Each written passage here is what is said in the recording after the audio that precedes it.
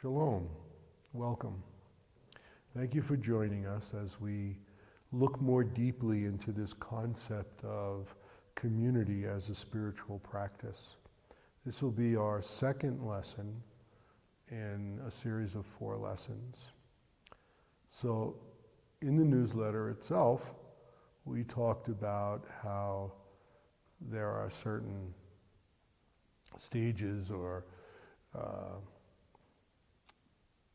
things that we need to do to implement community as a spiritual practice. And one of them is simply to acknowledge the community itself. So we need to just know that we are part of a community and we have this mutualistic, symbiotic relationship with one another. And once we make that acknowledgement, we really understand and become a community. So that's pretty simple. And then we have an intention. So the second phase is just, with that acknowledgement, we have an intention to participate in this community in such a way that it's meaningful. Our participation is meaningful. We're uplifting the community in some way. We're contributing to the community in a positive way. And when we have that intention, we naturally begin to question, what can I do to contribute? How can I lift up my neighbors? How can I be a positive member of this spiritual community that we're practicing, this kahila, community in Hebrew, or sangha in Sanskrit, kaila kodesha. How can we make this community a very holy, beautiful, more wonderful place to live and be? And that brings us to practice itself. And like I said in the written part of this lesson, nobody wants to hear do's and don'ts of creating a spiritual community from some rabbi or some teacher or some meditation teacher. And certainly that's not my intention here. But if we go back to something that's began, who knows, in antiquity somewhere, this thing we call the Golden Rule. It's sort of the basis of spiritual community and spiritual practice of community for thousands of years. And in the Torah, in Leviticus 19, it talks about this Golden Rule as love your neighbor as yourself. From the Semitic tradition, there is also the Golden Rule in Islam, in Christianity, in Taoism, in Confucianism. It's in the laws of the indigenous people. And I've listed some of these things in the writing that I did for the newsletter. You can go back to them. But interestingly enough, we have all of these things, and all of us, we're familiar with this concept. Do unto others as you would have them do unto you. Love your neighbor as yourself. Do no harm. These are things that we're all familiar with. But very seldom does it become a part of our daily practice or change our life in any way. So I'd like to look more deeply at this so that we can make it a fundamental part of our community and our practice of community. Become a reality in our lives more. So from our tradition, from the tradition that I teach, the Semitic tradition, there's a lot that's taught on this subject. But the most important thing is experience. So when we're talking about spiritual community or any other thing, the Sefer Yetzirah tells us that the beginning is always wisdom. And wisdom always comes from experience. So the very first verse in the Sefer Yetzirah talks about the 32 paths of magical or mystical or wondrous wisdom. So it relates all the paths of higher consciousness, relates all these things that we can do, connects them with that one path of Chachmah, which is Hebrew for wisdom. And Chachma, and wisdom, only comes from experience. It's not something that I can teach or that you could read in the Torah or read in any form of these traditions. It's something that you must experience. And experience comes first, and then we can have understanding and knowledge with our experience. This is a critical point that needs to be made. So when we go back to the golden rule, it's not enough to just have knowledge or some understanding. Love thy neighbor as thyself. We have to have an experience of it. Just like a fruit, like a plum. You could have a lot of knowledge that a plum exists, but until you actually taste the plum, you don't have the experience or the wisdom of plum. To have the wisdom of plum, the Chachma consciousness of plum, you must taste the plum to experience it. So this is true about love thy neighbor as thyself, or living in the practice of spiritual community. It's an experience, and from that experience it grows and grows and grows like that. So, from the point of view of meditation, it's a twofold experience. One is we dive deep within and experience pure consciousness, divine love within ourselves. That's an experience. It's not something that we learn about in books. We do it from a practice of surrender, where we're going from the conscious thinking level through the subconscious thinking level, beyond thought and beyond feeling, into this pure, absolute state of consciousness. So that's what I'll call the inward stroke.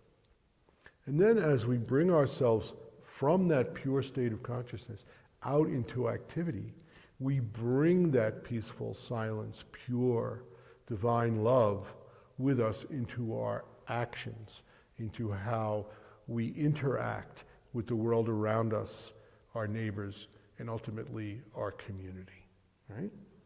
So we have an inward stroke and an outward stroke. And it's not from the sense of something we learn in a book or something that someone tells us, but from an actual experience.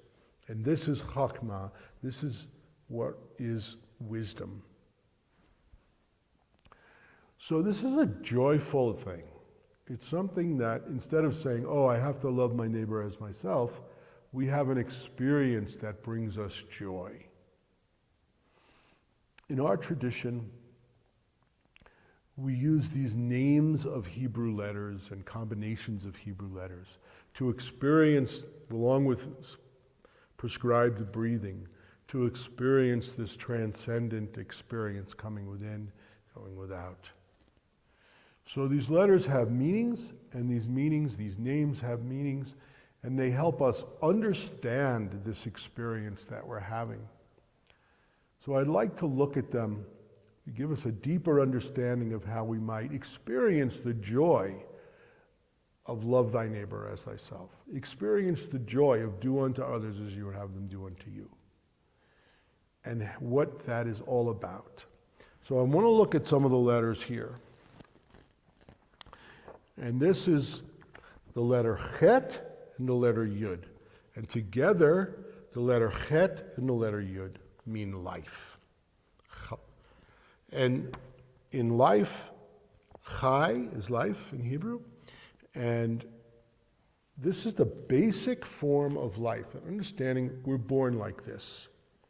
So in our tradition, we use the word soul to describe the inner consciousness, the spiritual body. Various traditions use various words. And I don't like to use them too much because they create misconceptions. Everyone has their own prejudice idea of what a soul is and what it isn't. Sometimes it creates divisions that don't actually exist. But in our tradition, we use the word soul, and different levels of the soul, or awakenings of the soul that are available to us. And in our tradition, there's 5 different levels. So the very basic level is called nefesh.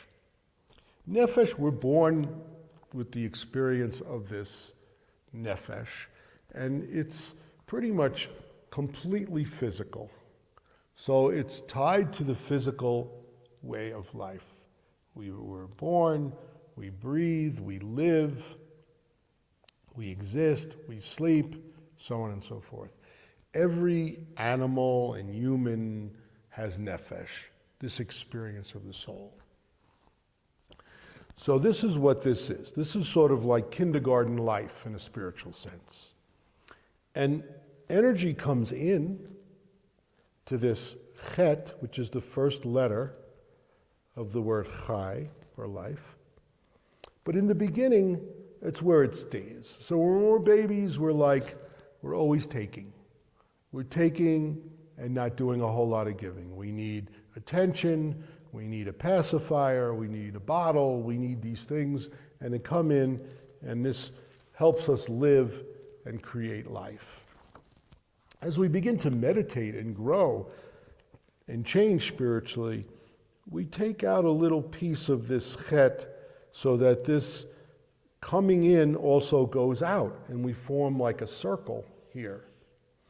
First verse of the Sefer Yetzirah tells us these paths of wisdom engrave, when you're engraving something, hachach in Hebrew, it's taking something away. It said that when Michelangelo looked at this stone, he saw David. He sees David in the stone, and he knows that he has to take away or engrave and carve that which is not necessary. And this is the process of meditation. When we dive in, we're letting go of those unnecessary things like fear and anger and harsh judgment and rigidity. We let all of that go, and then this chet becomes a hey, like this. This is the way the letter looks. And this, we go from an individual just life, nefesh, to a universal life, where the energy is coming in and going out. Chet turns into hey, and we have this universal life, this experience. This is a transformation into higher consciousness. So we're letting go of that which is not necessary, and we're experiencing energy coming within us, this love and this light, and going out to our neighbors and our friends and our family and the entire universe.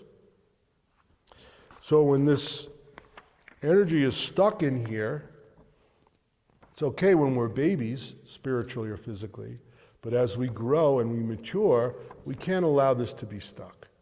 If we let it stuck, it just turns stagnant, like a pool of stagnant water. It gets stinky and it turns against us. But when it flows freely, it's bliss and it's joyful. So we receive and we give. We receive and we give like that. And this life becomes a universal life. And we experience an awakening in our soul of a higher level of consciousness, which is called in the Hebrew tradition, chaya. And this is how it's spelled. And it indicates in this spelling of the name that the chet, with the energy of the yud, is becoming the hey. And these circles of energy come within and go without, and come within and go without, and come within and go without, like concentric circles. So we experience within ourselves this divine light and this divine love, this pure bliss in our meditation. How? By letting go of those things that are unnecessary. We experience it, it doesn't stay here, we give it, we share it, we share that light, we share that love with those who are around us, with our family, with our friends, in our kahila kodesha, in our community. There's a saying that charity begins at home, but it doesn't stay at home. So certainly this first little circle is your experience of that divine love and light within yourself, and all of that strength and wealth that you have. And then it goes from you to your family, and then it extends beyond your family to your neighbors, and beyond your neighbors to the outer community. And that's when the flow is flowing freely, the water is flowing freely. It doesn't end with just you or your family, because that's stagnation. So these things that we do in our communities, these acts of kindness, acts of chesed, love, our love doesn't stay just within ourselves or within our families, it extends beyond us. And then we love our neighbor as ourself, because his circle is being completed, right? Tzedakah, acts of charity, the same. We don't just give to our inner circle of our family. We do that first, of course, because it begins at home. But then it goes beyond that to our neighbors and our outer neighbors. So there's no sense of stuckness here. There's no sense of stagnancy. There's no container of wasted energy. We've taken out that which is not necessary, and now it flows within and without us. And we experience that, and it's called in our tradition Chachma consciousness, which is the consciousness of wisdom. And wisdom comes from experience.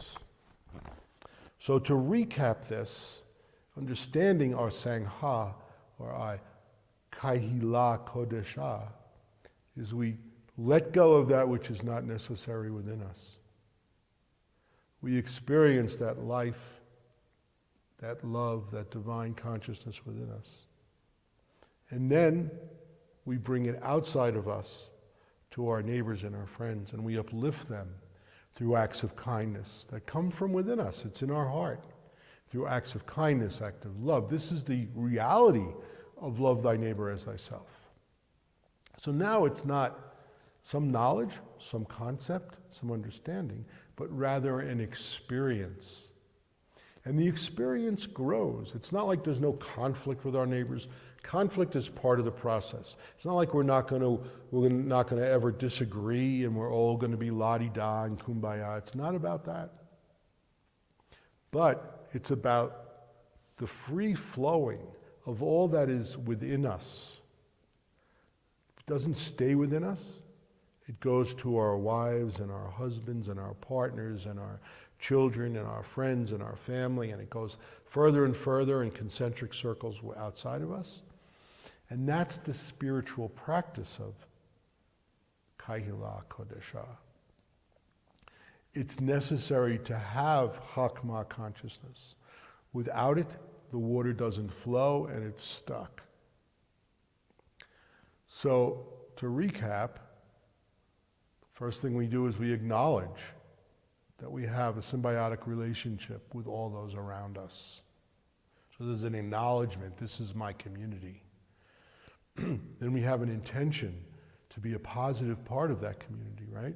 To be an uplifting element in that community.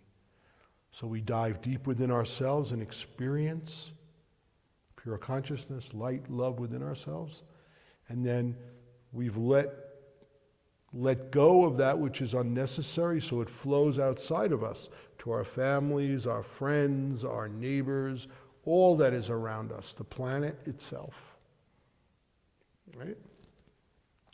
So that's the fulfillment of wisdom, the fulfillment, the experience of it within and without. So in the Vedic tradition, it said Yogastha Guru Kamani in Sanskrit. Established in unity within yourself, perform action. So we have the mindlessness practice of diving within ourselves and experiencing that pure consciousness, that unity within us. And then in our action, we perform action, connecting that unity with all of our neighbors and everyone that's around us. Established in unity, we perform that action, and then in a mindful way, you have the mindlessness of transcending, and then the mindfulness of bringing that pure consciousness with us within the inner circle of our families, the outer, another circle of our friends, another circle of neighbors, beyond that and beyond that. It continues to flow. Okay? So, this is the heart of our spiritual practice. And thank you for listening.